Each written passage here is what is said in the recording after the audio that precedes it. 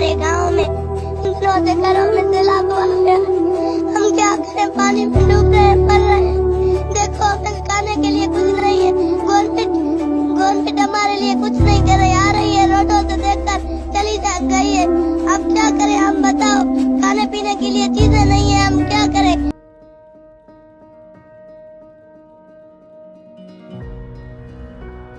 इस वक्त पाकिस्तान दहशत गर्दी से नहीं बल्कि सैलाब गर्दी से मुतासिर हो रहा है। आने वाले वक्तों में ऐसा ज़्यादा होगा। जून से लेकर अब तक तबाह कुन सैलाब ने 33 मिलियन लोगों को मुतासिर किया है। जी हाँ, आपने सही सुना, 33 मिलियन। इस दहाई की सबसे बड़ी और बेमिसाल इंसानी तबाही सैलाब ही रही है। पाकिस्तान का 65% से ज़ायद हिस्सा ज़ेर आब है और मुतासिर होने वाले इलाकों में KPK, बलोचिस्तान, सिंध और जनूबी पंजाब के कुछ अजला शामिल हैं। इस वक्त पाकिस्तान में 1200 के लगभग अमवात वाक़ हो चुकी हैं और लाखों लोग बेघर हो गए हैं। 1 लाख से ज़्यादा मकानात तबाह हो चुके हैं। सैलाब से इंफ्रास्ट्रक्चर, ऑटो इंडस्ट्री, इलेक्ट्रिसिटी और पानी की फराहमी को भी नुकसान पहुंचा है। आइए इस वीडियो में आज हम इस तबाहकुन सैलाब की हकीकत जानते हैं। The death toll continues to rise in Pakistan from devastating floods. And this chart gives us a sense of how vulnerable Pakistan is to climate. A climate catastrophe unfolding in Pakistan. It's being called a monster monsoon. Deluge, destruction, devastation, these are the scenes in Pakistan. बहुत से अवामिल हैं जो सैलाब की वजह बनते हैं, जिनमें शदीद बारिश, ग्लेशियर्स का तेज़ी से पिघलना, समंदरी तूफ़ान, सुनामी और डैम फेलियर्स शामिल हैं। इस वक्त पाकिस्तान 8वें मानसून साइकिल से गुजर रहा है और एवरेज रेनफॉल 500% से भी बढ़ गया है, जिसकी वजह से सैलाब की शिद्दत में इजाफा हुआ है। ये क्लाइमेट चेंज ग्लोबल वार्मिंग की वजह से है। पिछले 100 सालों में ज़मीन का टेम्परेचर 0.6 डिग्री बढ़ा था, लेकिन अगले 100 सालों में ये 4 डिग्री तक बढ़ जाएगा। क्लाइमेट चेंज की लोकल कॉन्फ्रेंसेस में ये बात हो रही है कैसे इसको 4 डिग्री से 2 डिग्री तक लाया जाए, क्योंकि अगर ये इसी तरह रहा तो इसका बहुत बड़ा इम्पैक्ट आएगा। ये लोगों को नज़र भी आना शुरू हो गया है। अगर ऐसा होता रहा तो सतह समंदर 12 से 39 इंच तक बढ़ जाएगी। क्लाइमेट चेंज से जिन ममालिक पर ज़्यादा असर पड़ रहा है, इनमें पाकिस्तान 5वें नंबर पर है। लेकिन सवाल ये है, क्या सैलाब पर काबू पाया जा सकता है? ये एक हकीकत है कि सैलाब पर काबू पाने में कामयाबी हासिल करना हमेशा मुमकिन नहीं है, लेकिन इसके नुकसानदा नताइज को कम करने और कुछ मामलात में इसके वक़्क़ू से फ़ायदा उठाने की कोशिश की जा सकती है। दूसरे लफ्ज़ों में सैलाब के साथ रहना और इसको बेहतर बनाना।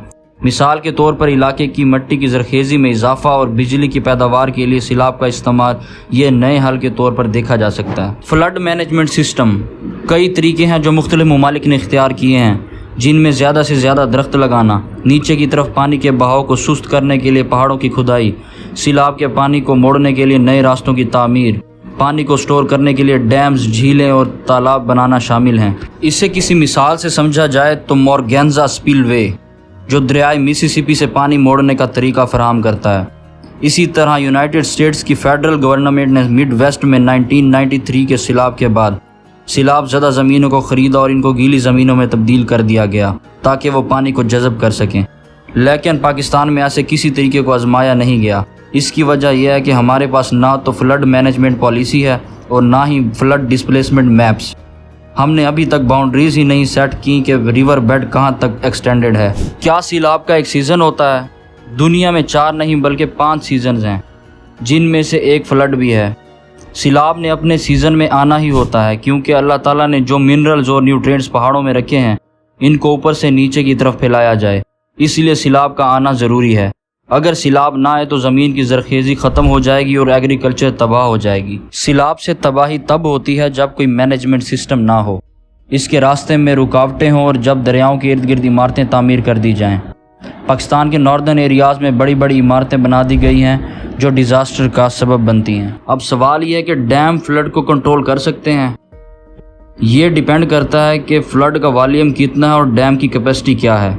मिसाल के तौर पर अगर हम 2010 के सैलाब की बात करें तो इसका वॉल्यूम 40 मिलियन एकड़ फीट था। तरबेला डैम की कैपेसिटी 6 मिलियन एकड़ फीट थी। अब अगर इस वक्त कालाबाग डैम भी होता, जो मोस्ट कंट्रोवर्शियल सब्जेक्ट रहा है पाकिस्तान में, तब भी 12 मिलियन एकड़ फीट कैपेसिटी बनती है, तो बाकी का 28 मिलियन एकड़ फीट पानी कहाँ जाता? या तो डैम्स की तादाद बहुत ज़्यादा हो या इनकी कैपेसिटी इतनी हो कि पाकिस्तान में फ्लड को कंट्रोल किया जा सके। पाकिस्तान में 2-4 ही बड़े बड़े डैम्स हैं, اور کچھ ڈیمز جو صوبوں کے اعتراضات اور پولیٹیکل انٹرفیئرنس کی وجہ سے ابھی تک زیر تعمیر ہیں۔ دنیا بھر کے ریسرچرز کا یہ کہنا ہے کہ اگلے 80 سالوں میں 83 ملین لوگ مارے جائیں گے اس کلائمیٹ چینج کی وجہ سے۔